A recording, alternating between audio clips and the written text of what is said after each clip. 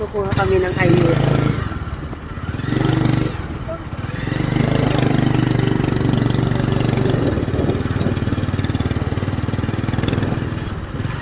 Hi! Nakita ko yung kaklase ko. Ng elementary. Ayun, si Minday, si Miriam.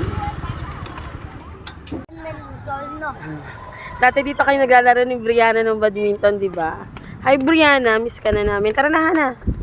So kukuha na kami ng ayuda. Ayan yung stub na ni Hana at ni Tanyel. Isang grade 5 and grade 6. So this is a financial assistance. May Chara. Ang hangin dito. Ang sarap ng hangin dito.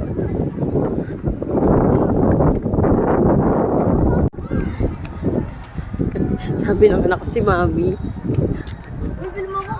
Bili agad. Wala pa nga tayong ayuda. Ang galing ng mga anak kong ari. Ang dami nga Mami bilang dili. Oh.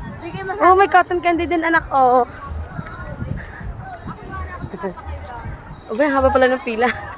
Nung nakaraan ako hindi na pumilat. Kinuha na ni Kapitan ng aking stub. Kaya naman, pipila na lang ako ngayon. Ayan. Papachekan. Ang pangalawa. Yan, pwede mo tayo mag-lista dyan. Sa aho. Sige, sige. Anak ko, sulat mo na yung mga pangalan nyo dito. Sino ang kukuha, ma'am? Ay, ako ang ina eh. Pwede naman ako kahit sila na Ay, nasa harap. Pipila pa ka, diba? Assist na lang. I-assist na lang sila. Teka. Anak ka rin, yung... Hanapin mo yung Hana Abigail. Ayaw, ma'am. Selos, bawat. Sa GC. Patingnan nga po, magbanwa. Hana Abigail magbanwa yung Nathaniel Ray. Wait lang ha. So pinasulat kayo yung mga pangalan nila at hindi naman yung mga marunong pang pumirma. Ay tatawa-tawa nga kay mga anak. Siyempre na doon ako mga kumarang chichismisa kanina. Ako yung nabati na ng mga iyan na wala na eh. Sina meses. Araw, direct chocolate na. Nabati na ako ng mga yan eh. Grabe, hindi na kami naka-perfect. Last kuhanan malilin yung pirma nila. Yung kay Nathan napapunta kay Hana. Yung kay Hana napapunta kay Nathan. At nangyari na naman ngayon. O, diba? Tama na lang yung mga anak ko eh. Hi. Lucas wala ka pa kasi dalawa lang daw sa isang pamilya. Hindi siyempre yung kakamustahan yung hi, hello, hi. O yung mga anak ko, upo muna sila dyan. Kasi ang daldal daw rin mami. O ayusin, chinelas mo anak. Ay ba? Ba hinahingi na agad ng pera, wala pang ayuda?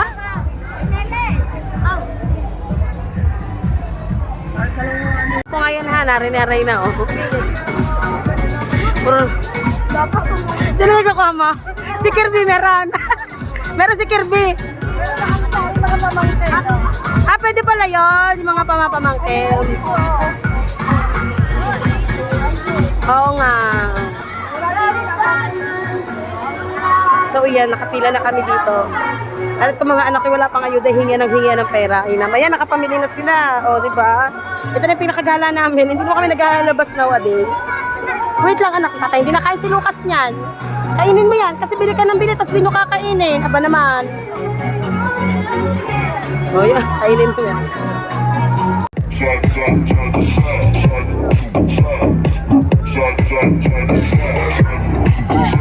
Si Ika, tuwan-tuwa naman eh, nakita kami. Hi! Ay, Kapitana, ako na susunod doon, ang dami na bati. Hi! Oh, klase nyo. Ngayon pa lang, susunod pa lang. Tuwa-tuwa si Ika, kaganda ni Ika. Pero na si Ika. Mapupunta ka natin. Mutok si Nita. Meron ka dyan 50 pesos? Oh. 50 pesos lang. Magkano gusto mo? Pangalan ni 50%, hindi 50 pesos. Sabi mo 50 pesos.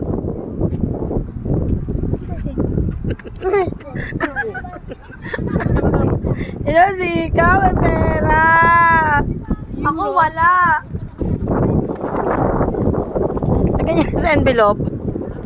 Anong bibili mo? Di ba may utang ka sa 178? Oh, bayad ko na yun. Hindi mo bayad dyan na. Bayad bayad ko na yun. Ikaw, pa-deliver ako nagbabayad. Uy, bayad ko yun. Kasi hingi lang pa ng utang. Ayan mo po. Picture anak, picture 1, 2, 3. Ayan, kaalala pa din ako kasi parang nalunok yung bracket ko.